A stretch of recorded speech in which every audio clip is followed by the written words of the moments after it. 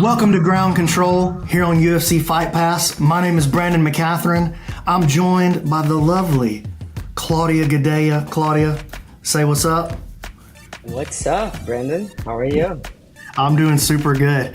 So we're coming off the heels of what I have heard from a lot of people is the best grappling show of all time. UFC FPI, Fight Pass Invitational, number 6. Claudia, I would love to just hear your thoughts on how it all went down. I know obviously you had a huge role in putting it all together.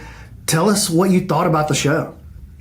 Man, I am pumped, but I'm mostly pumped from hearing from other people. You know, I started my career in jiu-jitsu and I love the sport, and being able to help jiu-jitsu grow the way it's growing, it just makes me so happy, right? But people are bombarding me asking to be on the card, and like really good people, world champions, high level world class athletes asking to be an FPI 7.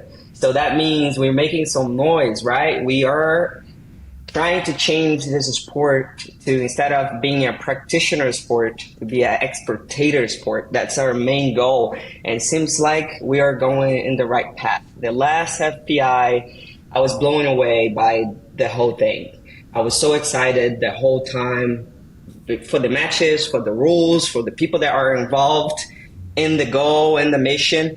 And man, I can't wait for the next one. So tell me a little bit about what your actual role is with FPI. Like what is it that you're responsible for and that you have to get done for these Fight Pass Invitationals? I work closely with the team doing the matchmaking, making sure we are bringing the best athletes in the world to compete for UFC Fight Pass. I do also athlete relations. I'm always talking to the athletes to make sure they get everything they need. I think the biggest difference between the UFC and the smaller organizations is that the UFC treat the athletes in a fashion way, and that's what we want to do in the jiu-jitsu strategy as well. So I make sure the athletes have everything they need and they are really treated as UFC athletes, you know, like I've been treated when I was competing, you know. And then there's the business side of it where we are fully investing in this new rule set, the UFC grappling rule set. We used ADCC, we used EBI, but we felt like we have the brand to create our own rule set, you know, and we got together with Leticia Ribeiro, Dean Lister, Vitor Shaolin, Ricardo Almeida, and Jason Herzog, and we created this amazing rule set that it took us a lot of time and work, but it seems like now we are in the right direction. So I do a lot with the team and we work closely together to make sure we hit our goals. But it's a lot of work. I wear a lot of hats. We've seen a couple of different iterations of the Fight Pass Invitational. We've seen quintet formats when it first started. We've seen tournament formats with the athletes. And then this past show was all super fights. So what do you see moving forward for the future? Are we going with the super fight, like the made matches idea? Do you think we'll see a tournament style format again? Will we ever go back to quintet? What do you see for the vision, at least for the short term vision for FPI moving forward? You know, we really want to put on a show where people are excited about the athletes, about the fights, about the whole thing. When you go to a UFC fight, the whole experience is breathtaking, right? And that's where we want to take FPI. We might do another tournament just to see, you know, what we're going to do when it comes to championships in the future. But our goal is to put on big super fights and to give people the best grappling experience they can have, right? We have the athletes to do that. We are building stars to the level where we can put on the shows and keep doing what we did to the last FPI. And that's our goal. Like now we're working to put the next card on and make sure we do the same thing again or even better. That's our goal. And you're really, to me, when I look at the matchmaking, you're really leaning in on like the absolute divisions, the big guys. So like we've seen Miragali now, we've seen Nicky Rod, we've seen Gordon, Mason Fowler's in there. We just saw Victor Hugo. What do you see? Like, are we going to try to establish like different divisions? Are we thinking like that the absolute is the way we're going to go? Are we going to see like a heavyweight champion? Are we going to see a welterweight champion? What are you thinking about as it moves forward? We want that. We want to see champions, right? We want to see athletes changing their lives through their career. You know, we want to give athletes the platform to go in there and make their money and build their career. You know, so we're thinking about the business side of things, but we also want to build stars. We want to make sure the athletes are getting what they need from us. So we do want to build champions. That's our goal for sure. But one thing that's cool about grappling is you can have an absolute division where somebody like a Victor Hugo, I think Victor came in at like 250 or 260 pounds, like somewhere in that range. But you could see him in a matchup against somebody like, say, a Craig Jones or a Mason Fowler, who are like more in the light heavyweight range. So do you see FPI having an absolute champion as it moves forward? That would be great, wouldn't it? Like, if we look at history, right, Miragali beat Victor Hugo, right? So, and he's a lighter guy. So we can see that happening, and it's cool to think about it, like what we can do with this. Like you said, you know, we don't have the commission athlete to stop us from doing anything, so we can actually create great champions. And, you know, like Miragali is way lighter, and he beat Victor Hugo. I would like to see that in no-gi for FPI with our rule set, you know. Were you happy with the way the rules played out this last time? Very happy, very happy. Not because I'm involved, but because we making exciting matches, right? We making people move, you know, like just the fact that, like, if I take you back and you don't move right away, you're going to get scored on. Like, you are making fighters fight now. The hardest thing about watching jiu-jitsu is the wait time, right? They'll build up to a position, to a submission. And we are working to get rid of that wait time, just so people that are watching at home can understand what's going on. We made the point system way more simple. We are giving points for dominant positions. You know, we are giving warnings and negative points for stalling. So we don't see anybody stopping any position. And that's the most exciting part of jiu-jitsu, right? And we want that kind of excitement for the spectator watching at home to be excited about jiu-jitsu, so we can grow that sport. Now, I want to ask you, are you happy with the rule set? I thought the rule set worked out great. The thing that I liked best about the show is we really didn't have to test the rule set and see, like, we didn't have to lean on it too much. Almost all the fights were finished in, well, if not in regulation, in the overtime period. You know, I think we only had, let me look and see, I wrote it all down. I think we only had one match that went to a decision, and then we had one that went to points. So like Nicky Rod won via points over Jimenez, and then Ronaldo Jr. won the judge's decision over Cody Steele. But by my notes, every other match was finished by submission, which is crazy. Like, as far as a submission rate goes, that's nuts. You never see any show that has that kind of submission rate. It's 1, 2, 3, 4, 5, 6, 7, 80%, 8. Right? Man, 8 out of 10 finished by submission. That's insane. And I think we are going the right direction with, you know, the people we have like fully invested in the business and creating something big out of FPI. The former athletes that we have also committed to create that big change, right? The guy talked about it, Vitor Shaolin, Ricardo Almeida, Leticia Ribeiro, Dean Lister, Jason Horsarg, like, they are also like a big part of what we're doing, right? Because we have a weekly meeting where we talk about like how we can turn this into a monster, you know, and I think we got the right minds to make that happen. Do you think we're going to get to see Craig Jones versus Nicholas Miragali this year?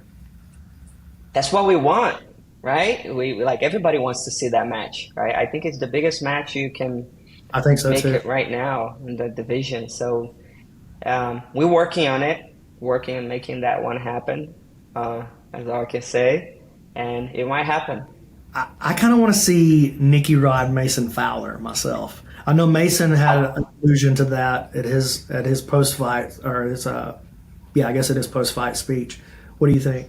All I can say for now is that we're gonna use some of the athletes that were on FPI 6, and we are getting bombarded by high level people. Like I had, just to name a few, you're talking to J Rod, Nicky Rod, Murgali, Craig, so like expect to see all these people back. I can't really like give names for the matchups yet because we're still negotiating, but we're gonna see a lot of the people that were on the last one, and also talking to Mika Galvão, talking to Tainan Dalpra, Koli Abate. We're talking to all these people, so expect great competitors in the show and great matchups too.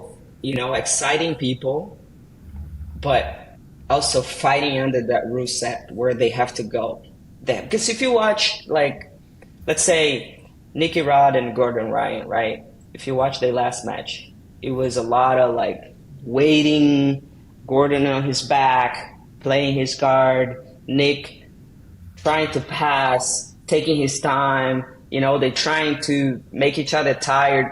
Like under this rule set, this is not gonna happen. They're gonna get stalling warnings, and they're gonna get points deducted. So it makes exciting fighters more exciting. So I feel like a lot of the submission rate is probably a product of just the pressure and the magnitude of being on the UFC platform. Like that's a huge deal for a lot of these guys. So I think that played a big role in it. So obviously, like the rule set, the matchmaking was a huge deal.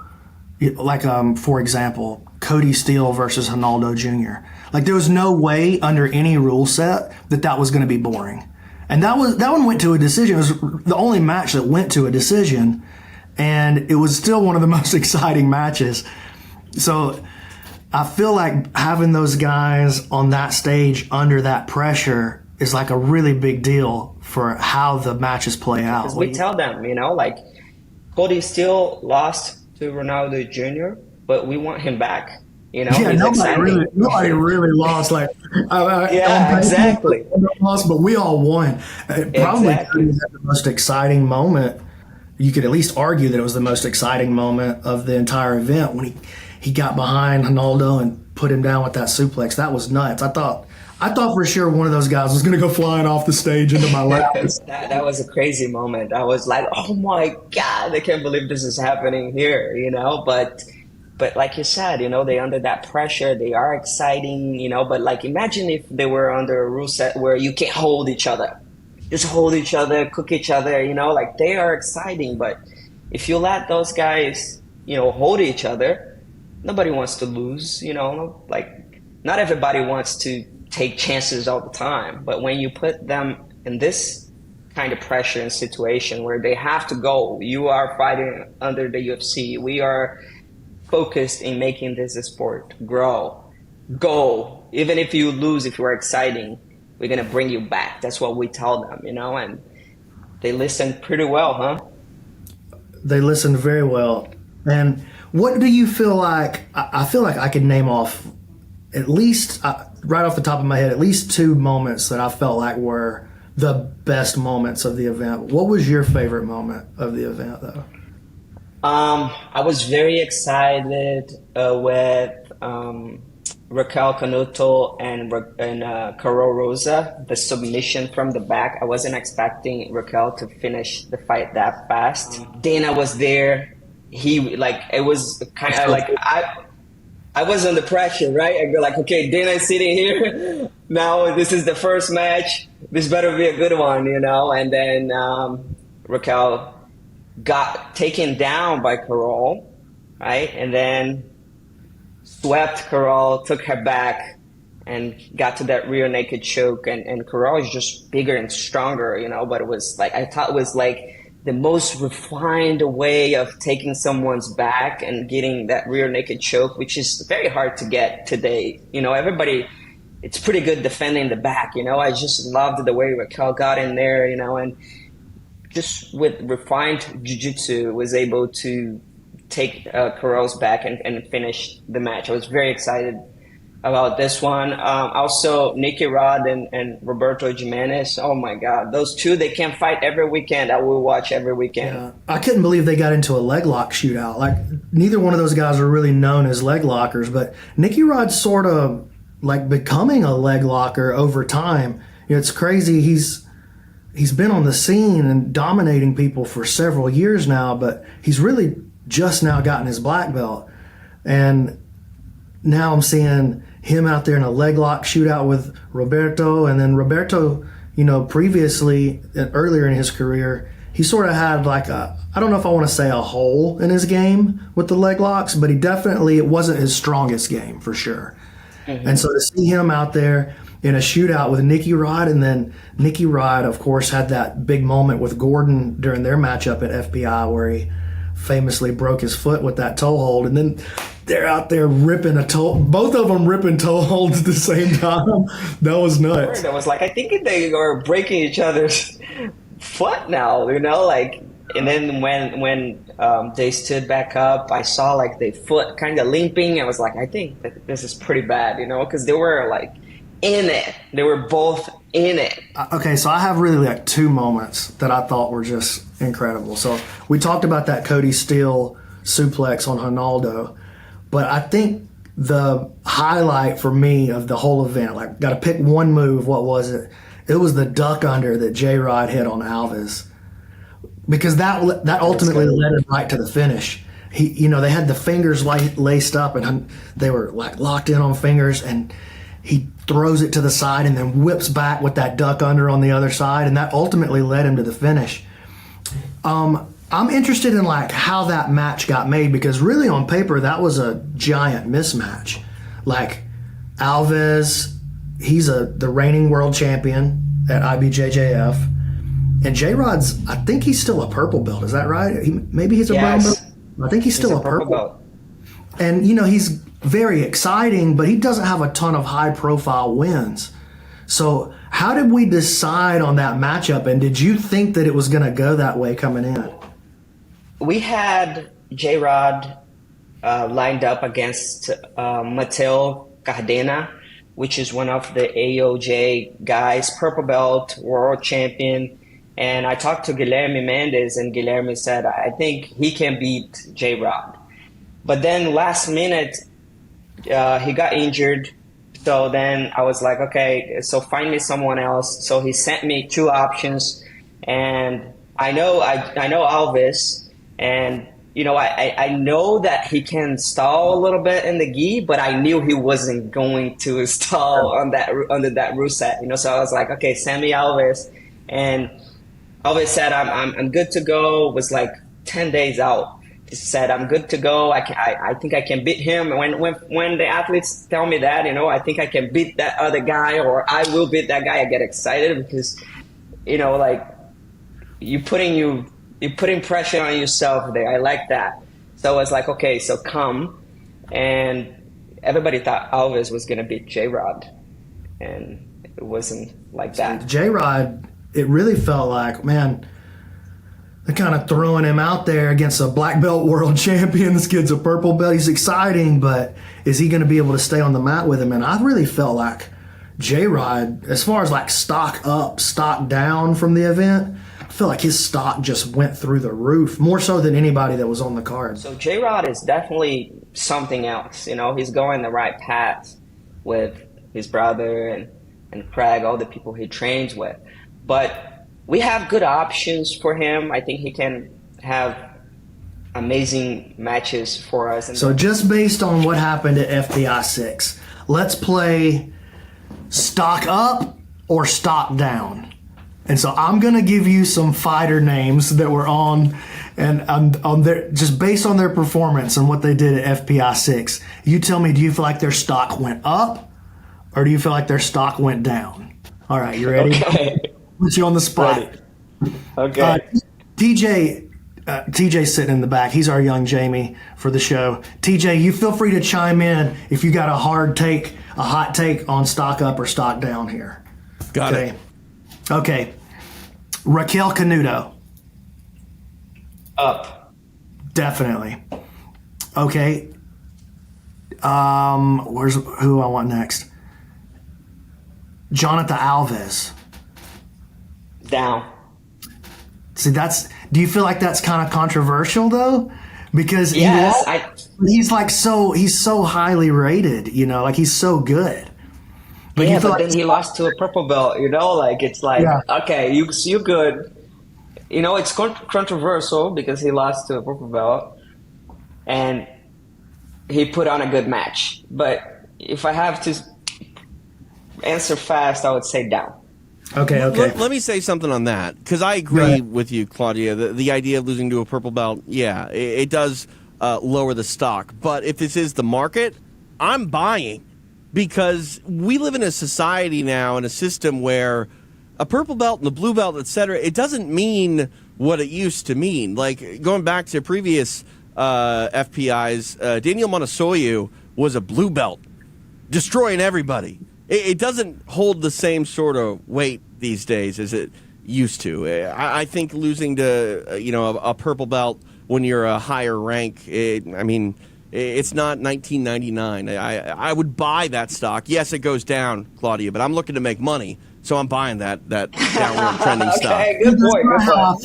That's kind of how I feel, because like J-Rod is like more popular than Alves. You know what I mean? And so I feel like a lot of people kind of just saw Alves for the first time. Obviously. Okay, I got. It makes sense, I got my emotions involved here in the stock, so that's what happened when you put your emotions. You the stock market with your emotions. Okay. Okay. Right. Okay. Pedro Mourinho. Okay. Down. Yeah, you feel like the loss to Mason, even though I feel like Mourinho really, he played a great game. Like he had a really good showing, but it was a loss. Mason was just a killer in there, a killer. But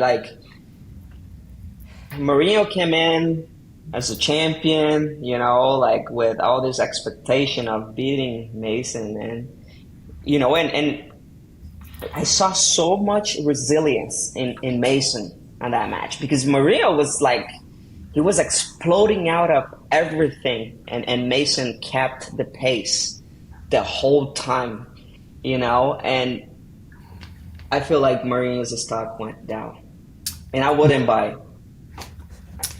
Ooh, Nicky Rod. Up. I actually thought that he was going to give Jimenez a more competitive match. It was competitive, but I thought Jimenez got a little tired. He got a little tired and wasn't really fighting like he does. And then Nico was able to capitalize on that and beat Jimenez in a fashion way. So what about you, TJ? What about you, TJ? Nicky Rod, and let's talk Jimenez too. Nicky Rod, Jimenez, stock up, stock down. Here's the thing. Those guys are so talented that even if the stock goes down, that's just a bad day at the market. It's not a trend by any means. So, I would say stock up. Stock up definitely for Nicky Rod. There's a lot of intriguing value there. If there's any stock down in Jimenez, again, I'm buying. That one I'm buying too. I'm buying Jimenez. because he's so undersized compared to Nicky Rod. So for me, I felt like Nicky Rod was gonna be more dominant than he was. So I'm gonna say Nicky Rod stock down a little bit. Let me say that And then if it it'll went stock down, up. if it went down, BMAC, it went down by pennies. You know what I mean? It definitely Yeah, didn't go let's keep up like going. people thought, but I mean, we don't. It's up or down, right? We don't have like a flat line. I feel like Nicky might have had a flat line, but there's still so much, intrigue in him moving forward and potential matches. You mentioned the Mason Fowler match. Like, take my money. I really want to see that. But yeah. Lovato. Down. Ooh, I was actually surprised with that quick finish. I was very stunned. surprised. I actually picked Lovato to win the match. I thought Craig was going to come in not taking it very seriously, a little bit out of shape. And I actually thought that if Lovato could drag him out a little bit, he could get him tired and beat him. But it did not play out that way at all. No, So not at all. I got Lovato stock down. Craig Yeah, stock up. I felt like that was an incredible performance. I agree. Okay, here's one. Shane Shapiro. Oh wow, definitely up. I Way wasn't up. expecting that. Yeah, way up. He Dana was the asked me like, the whole thing for me. yeah, for sure. He was very dominant. Dana asked me who was gonna win the match, and I didn't pick him. And then he won in a fashion way. So I think most of us that are like prognosticating on this kind of stuff, I think most of us felt like Ben Eddy was going to win that. Yeah, let me ask you about that, B-Mac. I mean, we have a ton of experience, calling Ben Eddy's matches. You obviously have a closer experience being in that, 10-planet system. That wasn't really emblematic of what you should expect from Ben Eddy. So how far, in your mind, does Ben Eddy's stock fall? That's a pretty big drop. I mean, I'm a huge Ben Eddy fan. He's one of my favorite guys to watch. But I thought that was pretty eye-opening. I feel like Shapiro really showed a route to beat Ben. And Ben, if he can't get to that overhook and get into his rubber guard, closed guard systems, Shapiro shut him down. He shut him down all across the board, all the way throughout the entire match. So I felt like Shapiro was the biggest. His stock went up the most of anybody on the whole event because I felt like that was a big win for him. And I think he's 3-0 now on FPI. Is that right? Something like that. Dude, that dude's showing out. I mean, I feel like, I know we talk so much about these absolutes and these heavyweights, but I feel like we got to see more of Shane Shapiro, dude. And the thing, too, about Ben Eddy, if people don't understand maybe who he is, or maybe they're not the hardcore jiu-jitsu fans, like, if you're an MMA fan, you know who Wilson Hayes is. Wilson, former UFC title challenger, phenomenal MMA fighter, very good jiu-jitsu practitioner. Ben Eddy got him out of there by submission in a combat jiu-jitsu match, and, that opened my eyes up to Ben Eddy. And I've been high on Ben Eddy ever since. We saw what he did a little over a year ago in that team duel. Ben's good. Ben's great, but you're right, BMAC. If you can sort of shut down his unorthodox game, it can be a tough night for him. And Shane did a great job. Yeah, I think that was eye-opening for Ben. I think we'll see Ben grow from that match. Definitely. And I saw him post after the fact that he was very unhappy with his performance. He was super disappointed, and I think that he's going to grow from that. I think that's going to make him a much better jiu-jitsu practitioner moving forward. But and I will say this real quick about that too, Claudia. You know this better than anyone, being on the MMA stage. When you look at prize fighting and mostly boxing, a loss is devastating to one's career. But in MMA, and I think in jiu-jitsu even more so, with the fact that you don't necessarily have a record in jiu-jitsu that gets announced before every single match like you do in MMA. But the old saying, you either win or you learn. You learn in all situations, win or loss. But I do feel like Ben Eddy alluded to on social media, Claudia, you can definitely learn and become infinitely better from having a few nights where you get humbled on the mat. So definitely, Ben Eddy went back home now after that loss, and I'm sure he's going to grow from it. all right, So let's close up the discussion on FPI 6. Just closing thoughts. The fights we put on, I think it was the best jiu-jitsu event ever.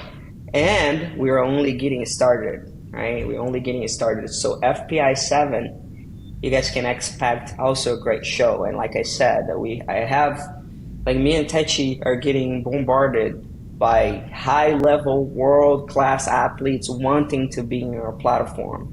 And that's what we're going to do. We're going to give them a platform to go in there and shine.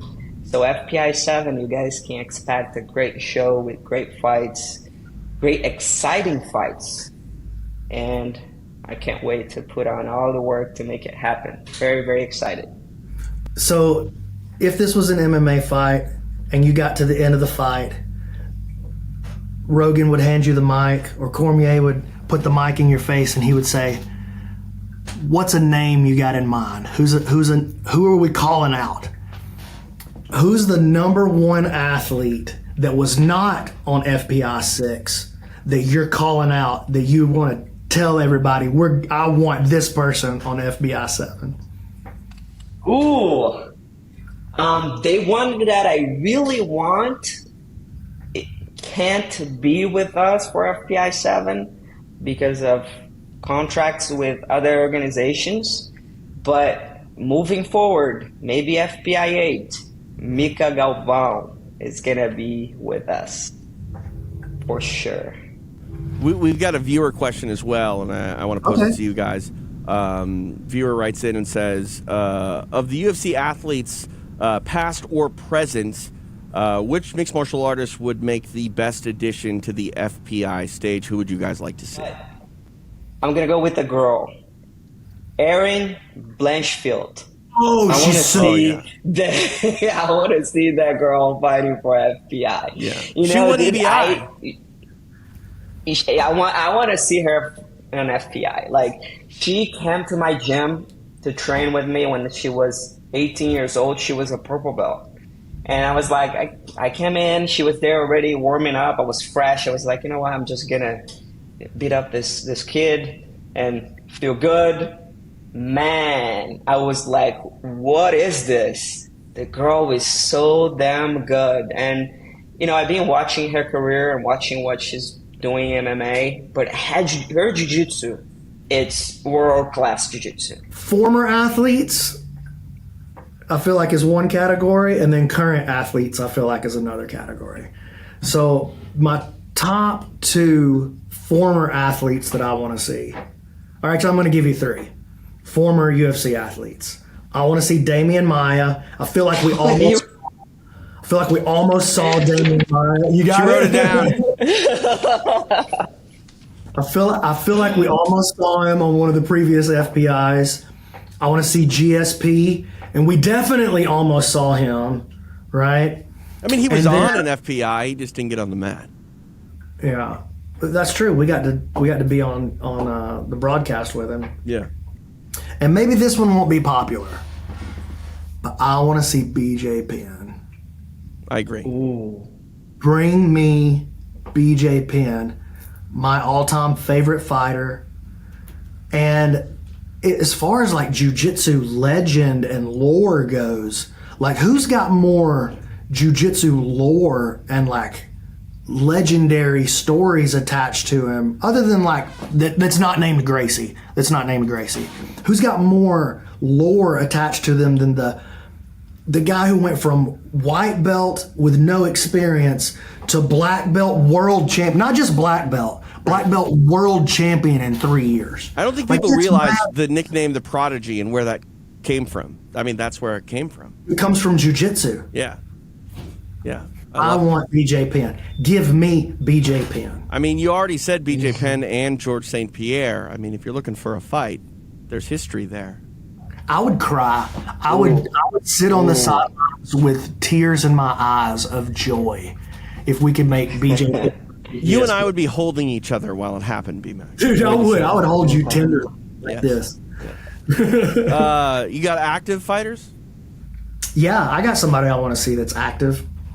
I want to see Gamrot, Mateusz Gamrot. I feel like he's just incredible. Anyone else? I'd like to see Chiesa out there. I mean, he wants it. Oh. He wants it bad.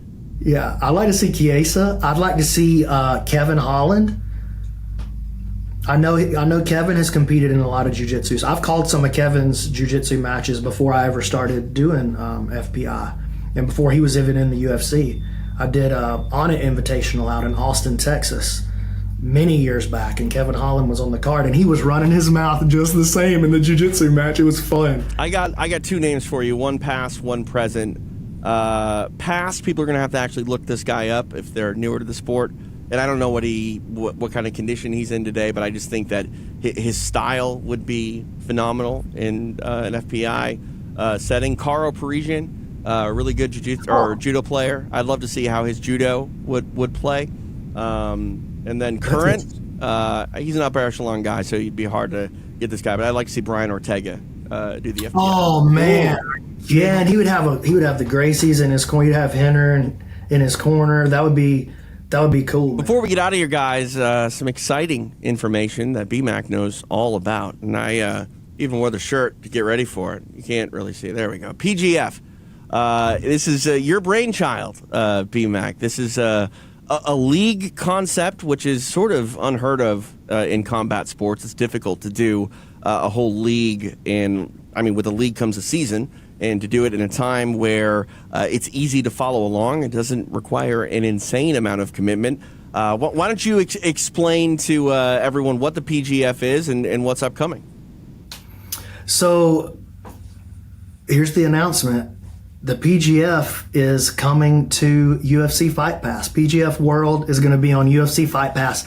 April the 26th, we're going to do the playoff finale on UFC Fight Pass. And this is like a dream come true for me. So what the PGF is our way of trying to take the professional sports model and stretch jiu-jitsu out across that model. So we have a preseason, we have a draft, we have a regular season, and we're going to take the whole week of April the 21st through the 26th, and we're going to play that out. So April 21st, it's going to begin with an athlete draft. So we have a predetermined roster of 20 athletes. We've got 4 incredible coaches. We've got Roger Gracie, Eddie Bravo, Andre Galval, and Higan Machado as our 4 coaches, and they're going to draft these 20 athletes onto their teams. The athletes are going to compete 12 times during the course of the regular season, which is going to take place on April the 22nd, that Monday, through April the 25th, that Thursday. The athletes are going to play 3 matches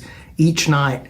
You can only accumulate points in the PGF via submission. So 6-minute matches. You get 6 points for finishing the athlete or for finishing the match with a choke. We call that a kill. You get 3 points for finishing with a joint lock, which we call a break. And then the top 8 athletes are going to make it into the playoff on the 26th. It'll be behind the paywall. We got $100,000 to the winning team, which is a crazy amount of money in jiu-jitsu. Crazy. $100,000 to the winning team, and then the athlete that wins the playoff bracket is going to get another $20,000. We got all kinds of goodies to give out to the athletes. We got a stem cell company that's going to give free stem cell treatments to all the winning athletes. We've got custom watches, like all kinds of crazy stuff that we're going to throw out and try to help these athletes to move into the realm of professionalism for the very first time. And so, like you said, there's never been a league in jiu-jitsu, and this is our way to try to make that a real thing. And where's the season going to be shown? Obviously, you mentioned the playoff can be on Fight Pass, but how do we watch the regular matches? On the UFC Fight Pass YouTube. It's going to be free to watch. So all of the content that happens during the week, the draft, the regular season, all of these matches, you're going to get to see these athletes for free Monday through Thursday night. And you're going to get to see these storylines. This is, to me, the real thing that's hard to do in combat sports, is to develop storyline for the athletes.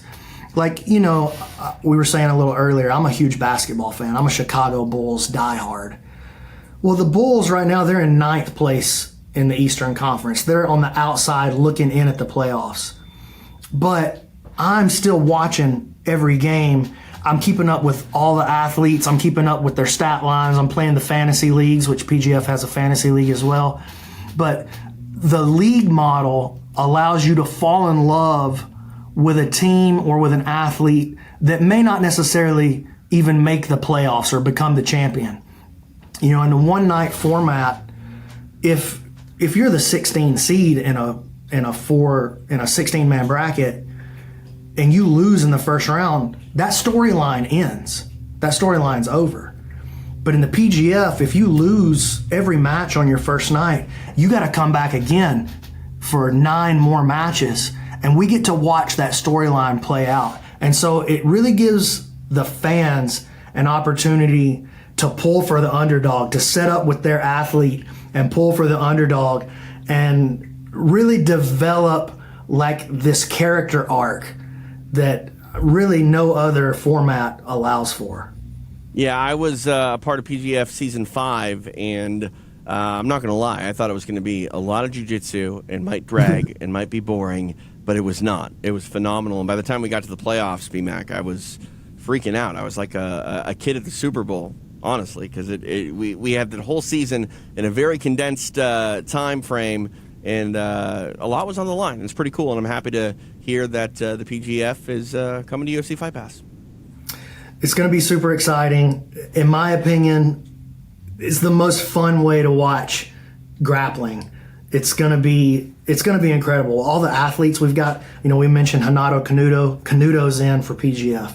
PJ Barch is in. AJ Agazarm is in there. Kai Juan Gracie. Like, this just a list of banger after banger all the way down the roster. It's going to be, to me, one of the most incredible things that's ever happened to the sport of jiu-jitsu.